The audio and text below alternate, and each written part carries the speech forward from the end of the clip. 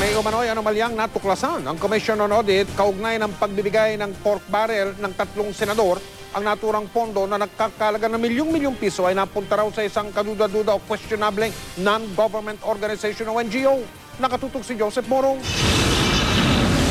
Ipawa-blacklist at pakakasuhan daw ng Commission on Audit ang isang questionableng non-government organization o NGO na nakakuha ng halos 200 million na pork barrel mula sa mga mambabatas. Nang silipin kasi ng COA ang mga dokumento ng Pangkabuhayan Foundation Incorporated o PFI, hindi pala ito qualified na tumanggap ng pondo ng gobyerno. Kaduda-duda raw ang mga tax identification number ng PFI. Nasa Quezon City din daw ang opisina nito, gayong ang mga livelihood projects nito ay nasa malalayong probinsya.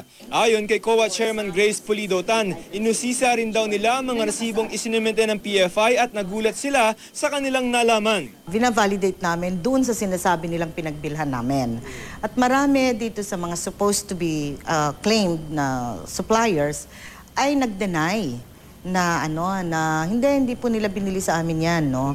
In fact may mga pa dyan na nung pinakita namin, may mga resibo po kayo. Ay, hindi po namin resibo yan. Apparently, hindi naman binili. Walang binili.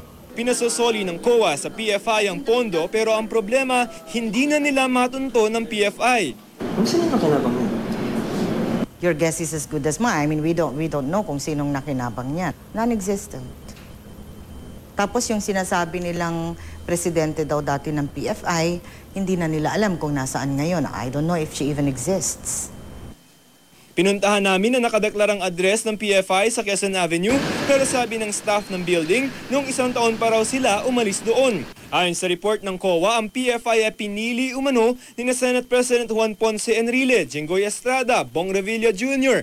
at dating Buhay Party List Representative Rene Velarde para magpatupad ng kanilang proyektong pang-agrikultura. Noong 2009 hanggang 2010, nagbigay sa Department of Agriculture si Estrada ng 115 million pesos, 77 million pesos mula kay Enrile, 10 million pesos galing kay Revilla at 4 million pesos mula kay Velarde. Ang DA iniabot ang pera sa Zinac Rubber Estate Corporation o ZREC, isang government-owned and controlled corporation. Ang ZREC ang nag-release sa PFI na aabot sa 194.7 million. Kaninong liability? Di kung sino yung mga taong na-involved dun sa pagbibigay ng pondo, silang mga accountable. Including those who gave money? Including those who gave money? What do you mean? Senators. Can it extend to them? Wala namang kaming nakikitang koneksyon, no? Kung may makita siguro kami, why not? So far, wala pa. Wala naman. PFI, ZREC, yeah.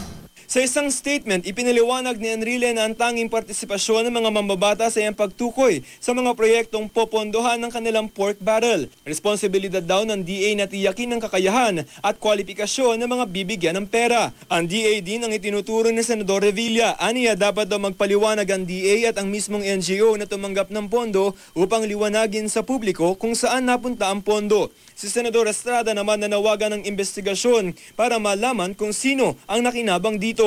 Sinusubukan pa namin kunan ng pahayag si Velarde. Sabi naman ni Agriculture Secretary Proceso Alcala nang umupo siya sa pwesto noong 2010 ay pinatigil na nila ang pagpasok ng PDAF sa DA. Naglabas na rin ng utos si Alcala para imbestigahan ang umano'y anomalya. Noong 2009, ang nakaupong Agriculture Secretary ay ang kasalukuyang Bohol Congressman na si Arthur Yap. Sinisikap pa namin siyang kunan ng pahayag. Nasa proseso ngayon ang Commission on Audit ng pagbusisi kung saan napupunta yung PDAF, yung Priority Development Assistance Fund o yung tinatawag natin o mas kilala sa tawag na pork barrel. At ngayon pa lamang, may mga pattern na nakikita ang COA. How much is involved? Oh, billions and billions of pesos. Kasi 3 taon yan, ano? Joseph Morong, Nakatutok, 24 Oras.